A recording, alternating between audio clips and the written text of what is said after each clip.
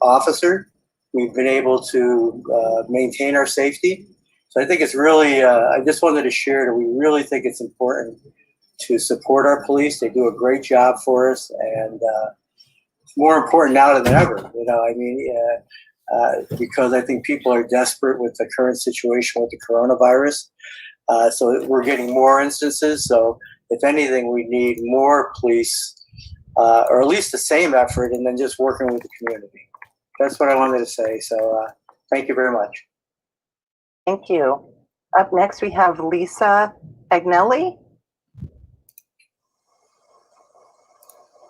We're going to get you unmuted here, Lisa.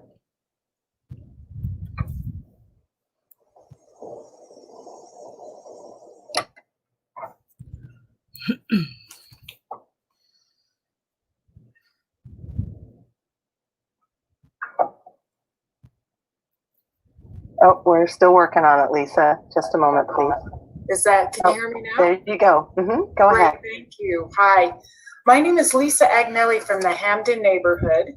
And in 2016, there was a devastating fire in our condominium building that displaced my family, in addition to many other families, for more than a year. And this experience motivated me to become a volunteer for the Denver Police Department to improve my community's safety, in addition to preventing this event from happening in any other community. And I just want to say the Denver police officers have done so much for our community. They've given us wonderful tools like a robust neighborhood watch program to help those in my community take responsibility for their own safety through implicit bias training and proven crime prevention strategies. I just have to ask, is one that of the comments program I hear most the one where from you those who attend alert everyone on next door when a black officer person knocks on your trainings door? is how impressed residents are with the Denver Police's efforts that they take to educate the public through implicit bias awareness training. That's really to cool. responsibly observe But they kill and black report people. suspicious behavior. But they kill black people. The Denver Police have personally delivered free steering wheel locks and other anti-theft devices to our community in person. And they've killed black to people. accommodate the 40% increase in auto thefts that we have seen over this year. And they kill black In people. an effort to encourage community participation, our local law enforcement leadership hosts a monthly community meeting using their established neighborhood partnerships in addition to the social media outlets. We just want one meeting where we talk about killing black participate people. in District Just one. 3. And it's a wonderful meeting. They're willing to answer any questions. I wish all the dead black And in people who've order been killed for by the police could officers go. to continue to build upon these To community that really great meeting. partnerships, it is imperative that funding for these events is not redirected. Isn't this more In than 3 my minutes? observation, as with the Denver police officers, from what I've seen, they've acted professionally and they've gone above and beyond the call of duty. I think it's really nice To you haven't build been there when they killed relationships with black my people. community But they kill black to people. ensure that And that's all we everybody want to feels talk about. connected to the officers who serve them. So I'd like to thank you for giving me the opportunity to speak. Thank Wow. you. You're welcome. But will they give me the Next up, opportunity we to have speak? Kaya Wirtz. Stay tuned. I'm allegedly number 8. Good evening, Councilman. Oh.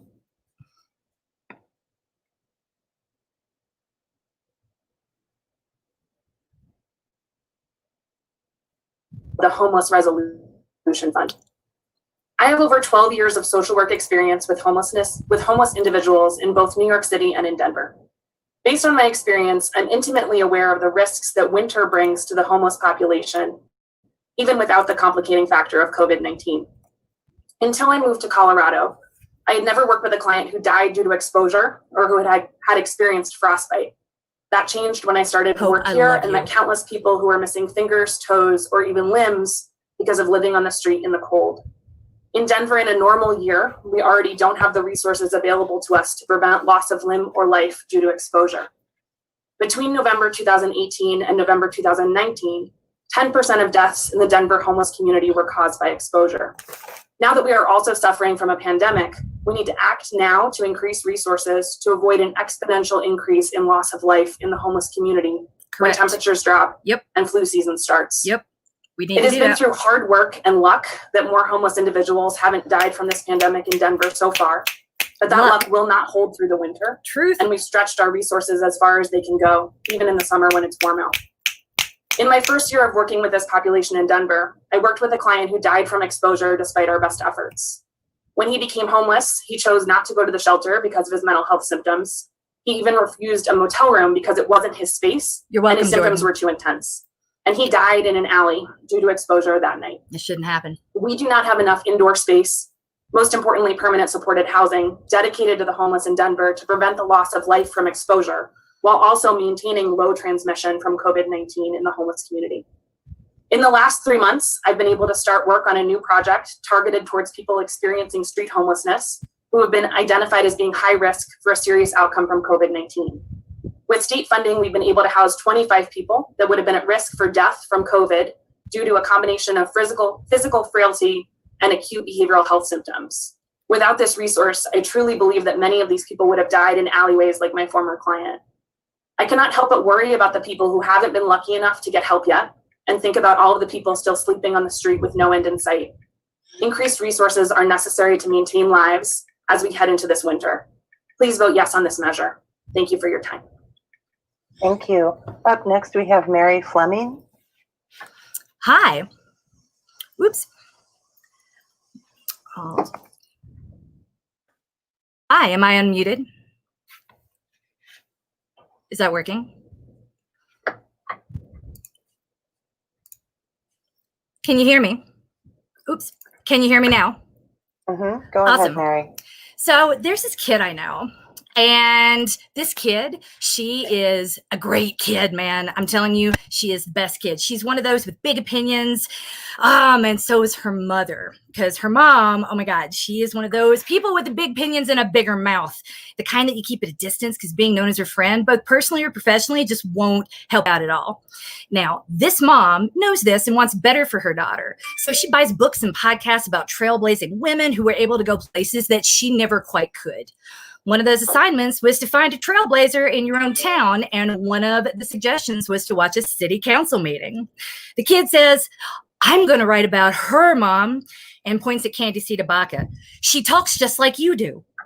Every Monday night, the kid gets to stay up late to watch Councilwoman DeBaca in action on TV. She was awake last Monday when the pile-on started. Mom, they're bullying her. Why doesn't anyone stop them? Mom, this is how grown-ups talk to kids, not how grown-ups talk to each other. Why isn't anyone saying he's out of order? What's going on? That kid's name is Cheyenne. Her mother is me. You made my kid cry. You bullied her hero, a trailblazing Latinx woman on television. Privilege is power. It is a privilege to serve. It is a privilege to serve with Councilwoman C. DeBaca during a historic movement for Black lives. You are abusing your power and wasting your privilege while Black and brown people die at the hands of police, and you talk about anything else. Your neighborhood watch ain't helping us, and it certainly isn't helping the homeless. You are worse than a clown show. All of you are a disgrace. All of you owe Councilwoman C. DeBaca an apology tonight. My daughter and our whole family will be watching. Councilwoman DeBaca, I know all too well the things women have to do in order to be heard, and that those are the very things they use to invalidate anything we say. My daughter wants you to know that bullies never really win, and that everyone knows what's happening, even if they're too scared to speak up. We're so glad that you aren't. Thank you, we see you, and we appreciate you. Thank you. We have Lynn Bruning up next.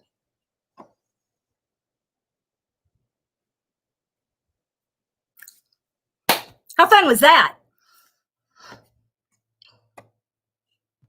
That was definitely a heroic task. However, there's still room for improvement on integrating community corrections with neighborhoods and identifying ways to promote effective and timely communication between the developer, the service provider, funders, and the neighborhood. In my neighborhood, Blue Line Development proposed a 36-unit, 30% AMI project at 3022 Welton.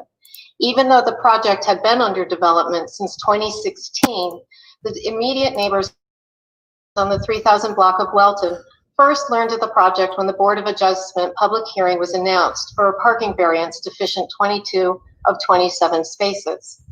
The developer, as well as the neighbors, were justifiably concerned about parking. The project is located at the intersection of the downtown and city grids, RTD's L-Line tracks, Gillum Youth Center, Downing Street Station, 2-hour parking rules. Street parking at this intersection is limited and in high demand. For the developer, on-site parking is also challenging, especially when 2 accessible parking spaces are required by the ADA, and the site limits vehicular access through an alley, which the neighbor shares with the neighborhood grocery store. Fortunately, everybody agrees that more affordable housing is needed, and the BOA assisted us towards that goal by requiring the developer to perform their first community outreach with the immediate neighbors, which Blue Line did just 7 days before the second hearing, and provided information about their transportation and parking plan. Ultimately, the parking variance was denied. But throughout this process, I hope we all learned valuable lessons about community outreach, talking about things that we do not want to talk about, like the convict next door. This application convinced me that if you really want to know about a project, you need to read the funding application. This information is what it's all about. It is the heart that breathes the life into the architecture, and it is the soul that keeps the community honest. By reading the funding documents, I learned that Blue Line service plan reflects that 30 of the units are for homeless reentry justice involved. I'm not sure if that's community corrections or transitional housing, but I do know that in either case, a successful project, which I'm sure the developer wants, requires community support. Oh my gosh, it's gone. I thank you very much. I hope that we are able to come to a better understanding. There it is. I hope the planning board continues the discussions on how to help the developers and neighbors enter into these hard conversations and encourages the developers to share the details of how their service providers work with the Department of Corrections. Everybody's Thank on my website now. I guess I Thank did you. good, huh? Up next, we have Leslie Taragowski. Sorry, this isn't like out of vanity, Hi, although I can am you proud all my hear hair me? is dry. Go ahead, Leslie. I did this because Thank the you for having audio me here doesn't tonight. work My when I name's only share the Leslie application. Twarogowski. I proudly serve as Councilman Chris Herndon's appointee to the Parks Board, and I have served Thank you. on that board now. This is my 10th year. I was elected Thank you. president and re-elected president by my peers 5 times. I know, right? I'm here tonight to ask you to support Councilwoman C.D. Baca's You're my hero. proposal to put the question of conservation easements on our November ballot. Yes! I think Councilwoman it's Cedar very Baca! important that the people of the city and county of Denver are the ones to decide the future of this development. Furthermore, I want to thank Councilwoman C.D. Baca. In this, a very non-traditional year, you direct filed this, and it allowed us to even talk about getting it on the ballot. I wish that we could have started talking sooner, but I thank you for pushing this forward because I truly believe that the people of the city and county of Denver deserve to have a voice on this matter. So do we! Thank you all very much. Thank you, Councilwoman C.D. Baca, for bringing this forward. Cedar Baca And is the please best. support Doodah. Bill number 200851. You're Thank you. gonna lose your job. Thank you. Up next, Just we have saying, Adrian It's gonna Stefanski. happen. Hello, City Council. I would like to thank you for letting me speak to you tonight. I am a District 9 resident, and I'd like to, again, voice my strong support for my representative, Katie C.D. Baca, who has really represented District 9 interests. I know because my councilwoman was the only one of you who brought any legislation forward in an attempt to rein in the police department's budget. Woo! I'm talking about the police department's budget that is clearly bloated. Yep. In this unprecedented year of economic hardship, as well as the pandemic, families and households are facing unprecedented instability. And you can see with the convergence of our homeless crisis and the violence enacted upon them by DPD under the direct direction of Mayor Hancock, something needs to be done. So I have one question for you tonight. And I'd like to know during tonight's meeting, which 9 of you will join my councilwoman, Candy C.D. Baca, at the table to cut 50%. It won't be Joel and Clark, budget District 7. this Lucky year. my ass. I wish Which so. 9 of you will commit to that? Prove me We've wrong, already Joel heard and Clark. from our Prove me mayor wrong. It'd be that great. he wants to I keep can the own it bloated when I'm police wrong. I budget. He can. wants to I'm a increase big it. girl. We need you to big veto mouth. this if it comes across your desk. We need you to just rein in this violent and racist system. People are dying and they're being chased around. I'd like to ask you if any of you have ever had to move all of your belongings on your No. own. They haven't. Why aren't community members allowed to help our most vulnerable people move when they're being chased by the police? They are armed and they are violent, and we are begging for your help. Thank you for your time. Please tell us tonight which 9 of you will join Councilwoman C.D. Baca. Thank you. Thank you. Amber Verzosa? Hi, I'm Amber Verzosa. I live in District 8 in Northeast Park Hill. As a social worker in child welfare for the last 6 years, police have been a partner in my work. I've worked with special crime units to support young girls involved in trafficking, been involved I'm gonna in start doing this every investigations week. about child abuse, sex assault, and a myriad of other crimes. I've also supported my clients when they have been charged with burglary, physical assault, and other crimes. From both viewpoints, I see our police managing the symptoms of a greater issue and not ever addressing the root cause. I can say that I have been involved in some criminal matters that I thought that it was just for the person to receive a criminal sentence. Mm-hmm. And I felt that their sentence made a child safer. But in those instances, What does that have to do with stop dead- and reflect dead on black the and brown path people? that got the person to the choices they made. Often that path included growing up in a household that had similar problems, growing up in a household that used physical discipline, where there was substance abuse and mental health concerns. Or were they bullied That people? path also included not having support outside of the home, Kind of like at they did school, Candy C.D. in Baca? communities, and with mentors. It included unaddressed mental health concerns, whether they be biological like depression or caused You know by what gets your trauma. mental health? The Knowing shaky that early police kill foundation black people with leads to impunity unstable adults and when you're black. families who are trying their best and they don't have the resources to live their best and overcome their own difficult beginnings. To build healthy families and communities where the first support and treatment they receive is not behind bars or when a report of child abuse occurs. We need to find resources that actually help families and not just treat the symptoms. I ask you today to veto the mayor's budget and reallocate 50% of the police budget to fund quality education for children, to fund schools that are supportive systems for the family, for the children and the family. Allocate money to mental health care. Yes. Current police are expected to respond to mental health emergencies This is true, but and have they little should. training or understanding of mental health in their crises. We need a system of mental health care that is accessible and inclusive, not court-ordered and forced. It doesn't have guns. We need to fund That's right. affordable housing so Yes, we do. families don't have to work so hard to keep a roof over their head. Yes, we do. Until we address the root causes of the struggles in our communities, we will always be managing the symptoms. As many people have talked tonight, they have talked about supportive police communities, police coming into their communities and supporting what they want.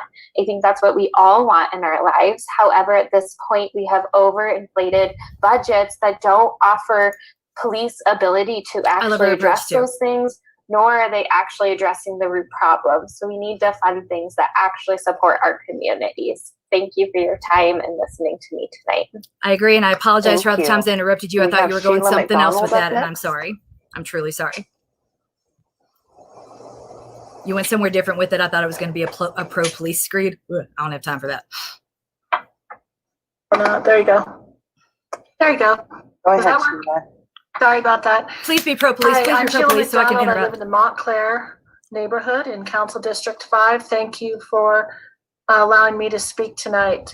To be clear, I'm not speaking as a paid consultant and I have no client. I'm speaking just as a Denver citizen. And I'm urging you to vote yes on Bill 200851 to allow voters to vote on the conservation easement for Park Hill Golf Course. Yep.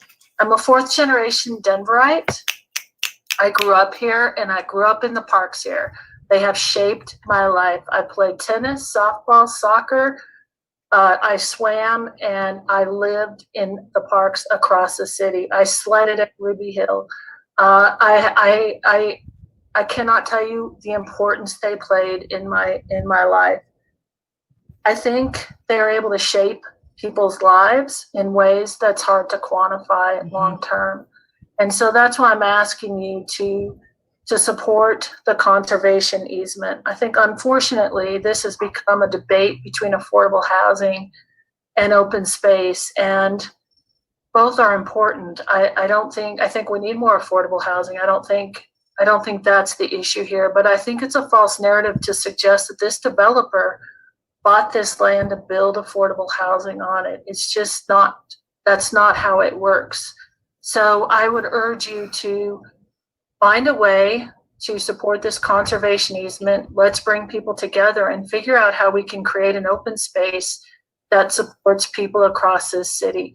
This neighborhood needs a park like this. It could be amazing in what could happen. I think we've seen with COVID the need for open space and what it does to bring people together when we were all stuck inside. And so you might even get to meet your constituents. Just cannot be understated. How cool would that be? Again, thank you for your time tonight. I ask you to support Councilwoman Citibaka's Bill 200851 to put the conservation easement on the ballot and let Denver vote. Whoop, Thanks whoop. very much for your time. Thanks for all you're doing. I know it's been tricky during this time. Thank you, Sheila. Next up, we You're have a Penfield generous woman, Tate. Sheila. Generous woman. Madam President, members of City Council, thank you for this opportunity. My name is Penfield Tate. I live in the Park Hill neighborhood of Denver. I love your name. I am a Penfield volunteer Tate. member of SOS Denver, and I'm here to ask for your support for Council Bill 200851 regarding conservation easements and protecting them. God, I want to make Very him full simply, the screen. measure as proposed would create a charter amendment that would say, with a few exceptions, that residential and commercial development on land governed by a city-owned conservation easement will not occur unless a vote of the people approves it. I have had an opportunity to discuss this proposal with the proposed developer and a number of their financial and other business partners over the months. I'd like to take a moment just to address some concerns that have been raised about the proposal. First, I've recently heard, quite frankly, from some of you, a concern about process. I would offer to you that the bill submitted to you now is essentially the bill you saw in the Charter Amendment Committee several months ago, but simplified.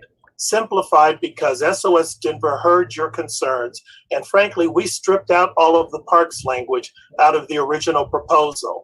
But for that, it's basically the bill you saw then. And we stripped it out in part because you had a concern and thought it was redundant.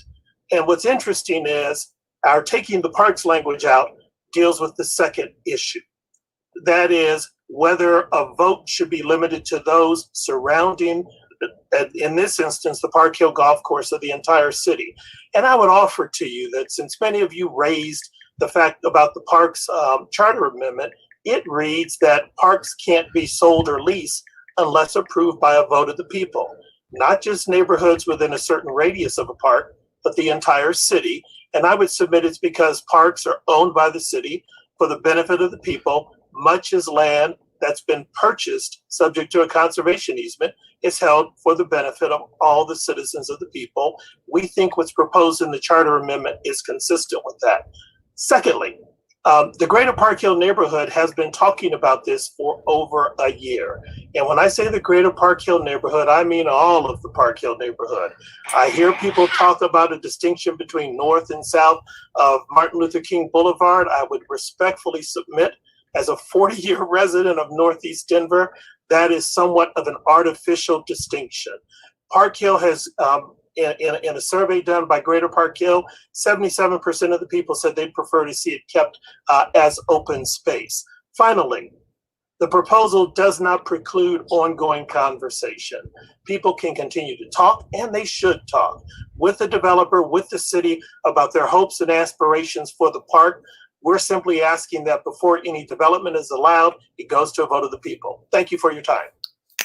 Thank you. And that concludes our general public comment. Yeah.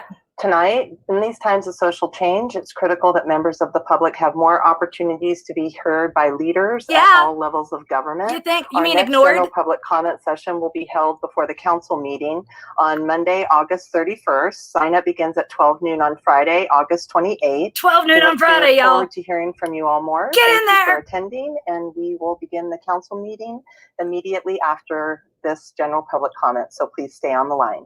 Thank you.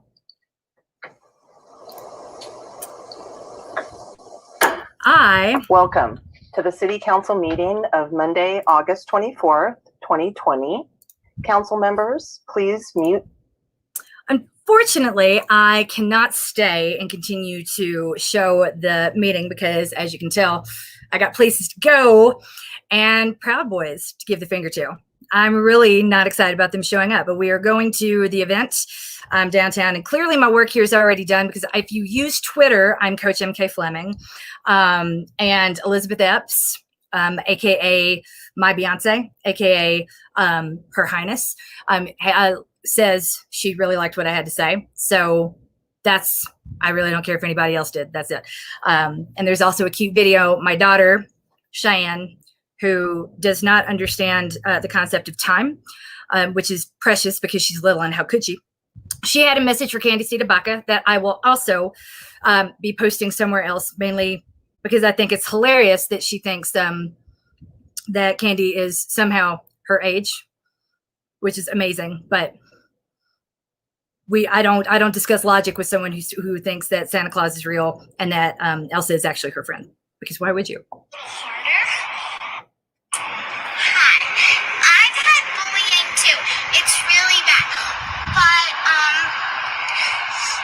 One time when my bully bullied me, I ran away, sat down for a second, thought about it.